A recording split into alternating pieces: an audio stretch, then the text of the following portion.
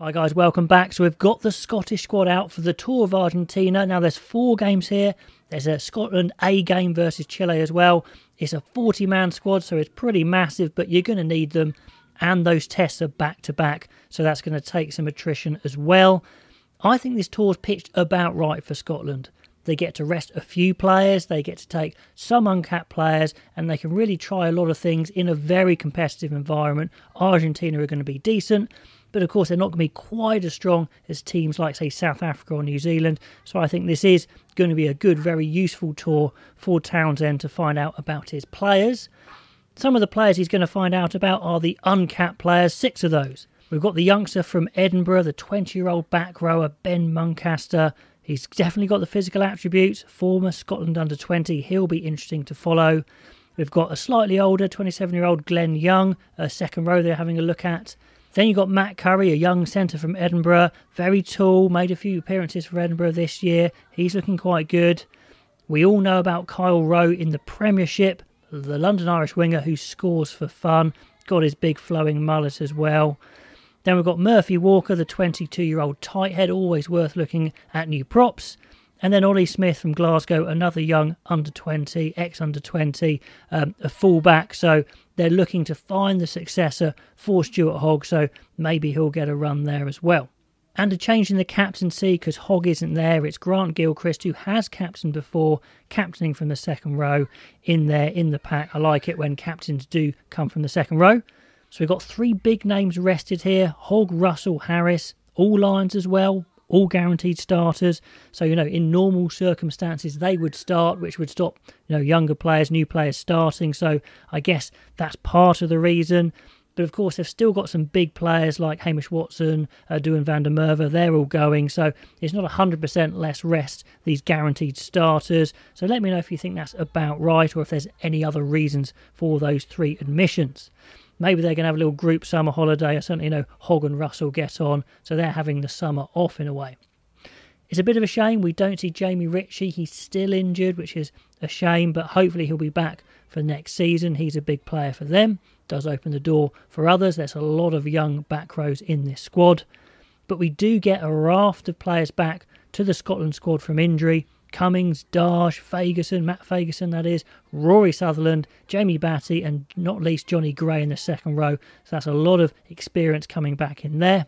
Plus you've got Ali Price, Hamish Watson, Van der Merwe, Xander Fagerson. So there's plenty of experience in this squad even though they are resting those 3 big players. On the side you can see the squad and it's going to be a great battle at hooker I think. I think Ashman's got a lot of potential but I still think he's going to be number 3.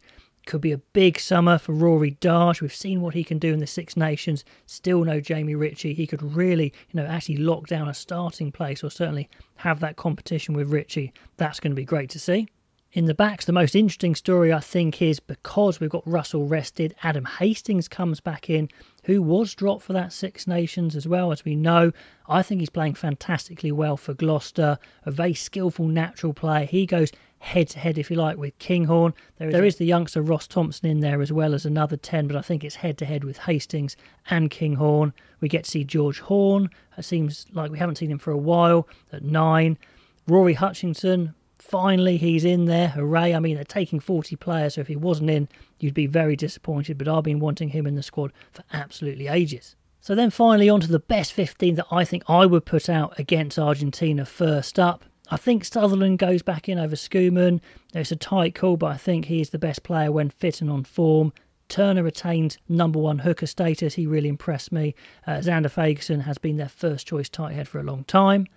They get their first choice second rows in there as well, with Johnny Gray partnering the captain Gilchrist. So that's a very strong tight 5. The back row is a bit more lightweight, but it's incredibly quick. We've got Darsh at 6, Watson at 7 for me, Fagerson at 8, incredibly dynamic. They may give away, a bit of size to the Argentinians for sure. But this back line is one I'm incredibly excited to see. We've got the experienced Price pairing up with Hastings, who I think is playing fantastically well. He's more of a natural 10, I would say, than Kinghorn, but Kinghorn's got a lot of attributes as well. In the centres, all changed for me. I don't go for Johnson. I think Hutchinson is playing so well, you can't not include him. So creative, alongside the exciting Bennett. I'd love to see that. And then the absolute threat of Van der Merwe, his size and pace on the wing, and the twinkle toes of Darcy Graham.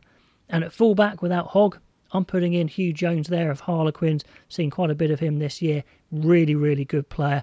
I think, he broke into the Scotland team quite early, then went away a bit. I think he's ready now to try and push towards making a start, or certainly including in the 23. So that's my best 15. I think it is a very exciting 15. Do you think that is your best 15? And would it win in Argentina? And which players are you looking forward to see? And would you have included any others?